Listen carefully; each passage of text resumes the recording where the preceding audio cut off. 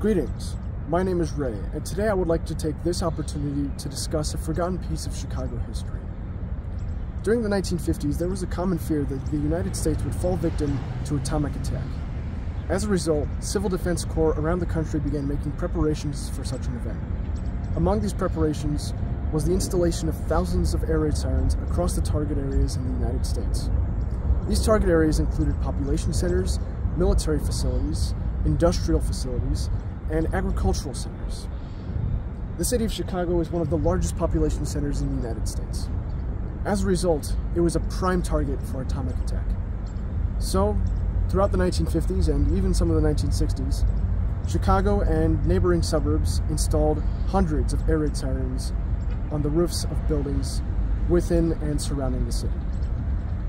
Throughout the Cold War, these sirens were tested weekly on Tuesdays at 10:30 in the morning.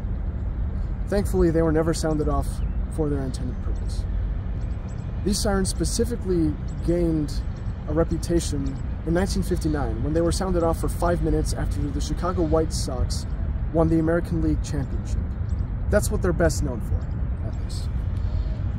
By the 1990s, the Cold War had pretty much died down, and therefore the purpose of the air raid sirens was no longer there.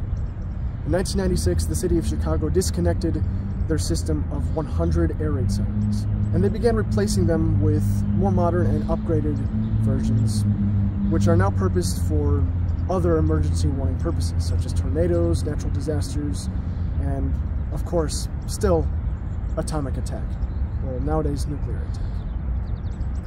Many of the old Cold War sirens were abandoned in place and forgotten about.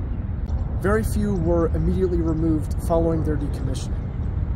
Throughout the late 1990s and the early 2000s, many of them would be removed because they were in the way of roof renovations or their buildings would be demolished. Now we're in 2024, and today, a few of them still remain. Behind me is an abandoned police station. It stands at the intersection of South Prairie Avenue and East 29th Street. And sitting on top of it is one of those Cold War era air raid sirens, right up there. This air raid siren was specifically installed in 1952 or 1953, one of those 2 years. We don't know for sure. It is a Thunderbolt siren, Model 1000, manufactured by Federal Enterprises. Federal Enterprises is still around today, though they're known as Federal Signal Corporation nowadays. I'm going to give you a tour of this siren now. The way this one worked was that it had a large projector horn that would rotate 360 degrees to project sound in any direction. This siren specifically was supercharged by a large air compressor, which you can see the edges of the box right there, also known as a blower. Because the siren was supercharged, it was incredibly loud. It had an output of 128 decibels at 100 feet. This was determined by tests conducted here in the Chicago area. On a clear day, Chicagoans could hear this siren and hundreds of others from over 2 miles away. This siren has not sounded since, at the latest, 1996. It's 2024, so that was quite a long time ago nowadays. And you can definitely see it's a relic of the past. Interestingly enough, it was left almost completely untouched by the city. However, when the police station was abandoned, vandals got to the control boxes here. This is what remains of the control boxes of this Thunderbolt 1000. This large control box here is known as the RCM, and it contained motor starters for the 3 motors up on top of the siren, or at the siren. There was one motor for the air compressor, one motor for the rotator, which spun the horn around, and one motor for the chopper, the little fan that makes the actual siren noise. Here, a technician could come and test the individual parts of the siren, or it could be manually turned on by staff here at the police station or whoever was responsible for operating this. Now, there isn't much that remains of the original controls here. Other than the actual enclosure itself, the guts are completely messed up, as you can see. Here you can see the doors do still move, which is quite interesting, and here is the locking mechanism that was supposed to keep the door shut, but didn't do too much of a good job of that. Quick interruption, we got some air traffic here. Southwest 737-800. And yeah, this thing, it's getting old. At one point it appears to have been painted green, which is quite unusual since most of these sirens were painted civil defense yellow. As you could see earlier, the siren is painted yellow. But I guess the controls were painted green at some point. Off to the side here we have another empty box. I'm not quite sure what this would have held.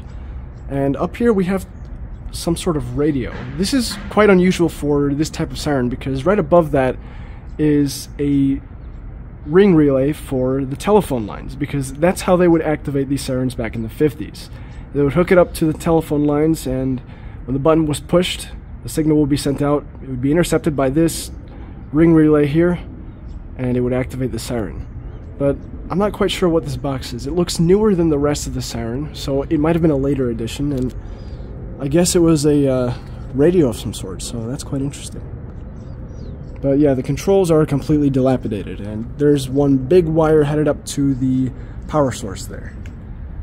That's where it got power from. Now there's also another big wire leading right up to the siren.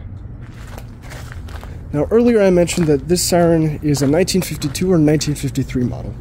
The way we were able to determine that was because of a certain feature in the siren's horn. If we take a look in the siren's horn, you can see a grid pattern. Those are steel support bars, nicknamed jail bars by us who do research on these air raid sirens.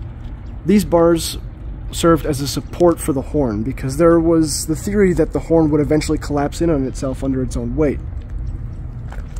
This ended up proving not to be the case, and well, these bars were eventually discarded in 1953, very shortly after production of the Thunderbolt siren began in 1952. So that's how we were able to determine that this one is one of the oldest Thunderbolts still around. It's not the oldest, but it's definitely up there in age. It's actually the oldest, almost fully intact air raid siren from the Chicago system that still remains in 2024. There are a few others like this. They're not as old, and some of them have been partially removed. The oldest ones, at least, have been partially removed. There are two that are older than this one that are still around.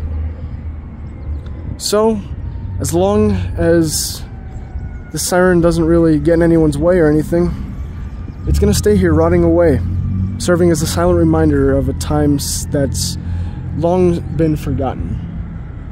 Now, this siren specifically looks like it's about to fall over. It's got a pretty bad lean, as you can see, and the horn isn't helping either because the horn is pointing in the same direction as the lean, so this siren is very likely to collapse and fall over onto the roof of this building.